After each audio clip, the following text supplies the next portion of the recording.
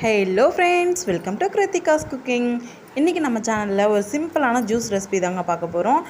இன்றைக்கி நம்ம நாகப்பழத்தோட ஜூஸ் எப்படி போடுறதுன்னு பார்க்க போகிறோம். எஸ்பெஷலி இது வந்து கிட்ஸுக்காக நான் மேக் பண்ணியிருக்கேன். நார்மலாக நாகப்பழம் ஜூஸ் போடும்போது ஒரு மாதிரி போடுவாங்க.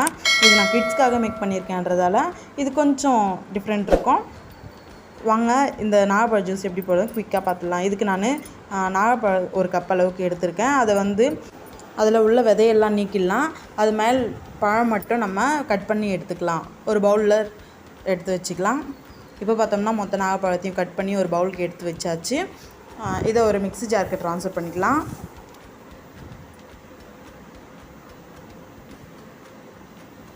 நாகப்பழத்தை சேர்த்த பிறகு மிக்ஸி ஜார்லேயே ஒரு பிஞ்ச் அளவுக்கு சால்ட்டு சேர்க்குறேன்.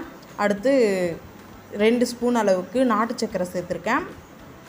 கிட்ஸுக்கு செய்கிறோன்றதால ஹெல்த்தியாக செய்கிறதுக்காக நான் நாட்டு சக்கரை சேர்த்துருக்கேன். நீங்கள் வேணும்னு நினச்சோன்னா ஒயிட் சுகர் கூட சேர்த்துக்கலாம். அடுத்து பிளாக் சால்ட் ஒரு பிஞ்ச் அளவுக்கு சேர்த்துருக்கேன். இதோட டேஸ்ட்டுக்கு ரொம்ப நல்லா இருக்கும்ன்றதால. அடுத்து ஒரு சின்ன டம்ளர் தண்ணி சேர்த்துக்கிறேன். இப்போ மூடியை சேர்த்துட்டு அரைச்சி எடுத்துகிட்டு வந்துடலாம். இப்போ பார்த்தோம்னா நாகப்பழம் ஜூஸ் சூப்பராக ரெடி ஆகிடுச்சு. அதை ஃபில்டர் பண்ணுறதுக்கு ஒரு பவுல் வச்சு அது மேலே ஃபில்டர் வச்சுருக்கேன். இந்த ஸ்டெப் ரொம்ப முக்கியமான ஸ்டெப். இது பெரியவங்களுக்காக இருந்தால் அப்படியே கூட ஜூஸாக குடிச்சிக்கலாம்.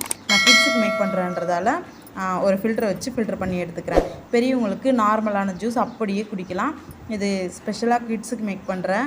அதனால் வந்து ஃபில்டர் பண்ணி அந்த செக்கை எதுவும் இல்லாமல் நான் ஃபில்டர் பண்ணி எடுத்திருக்கேன். இப்போ பார்த்தோம்னா மொத்த செக்கெல்லாம் ஃபில்டர் பண்ணி எடுத்தாச்சு. இப்போ ஜூஸ் மட்டும் ரெடி ஆகிடுச்சு.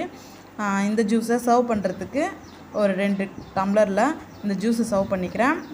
அடுத்து இந்த ஜூஸை சர்வ் பண்ணுறதுக்கு முன்னாடி டம்ளரில் ஊற்றின பிறகு மேலே பெப்பர் பவுடரும் அடுத்து ஜீரகத்தூள் இருக்கும் இல்லையா, அதையும் 2த்தையுமே நம்ம மேலே ஸ்ப்ரிங்கிள் பண்ணிவிட்டு கொடுக்கணும். இல்லைனா நாகப்பழம் ஜூஸ் தொண்டை கட்டுற மாதிரி வரும்ன்றதால இந்த பவுடர் 2த்தையும் சேர்த்து தான் கொடுக்கணும். அப்போ தான் குழந்தைங்களுக்கு தொண்டை கட்டாமல் இருக்கும். கொஞ்சமாக நாகப்பழத்தை கார்னிஷ்காக கட் பண்ணி சேர்த்துருக்கேன் சின்ன சின்ன பீசஸாக. அவ்வளோதாங்க. இந்த நாகப்பழ ஜூஸ் குழந்தைங்களுக்கு ரொம்பவே நல்லது.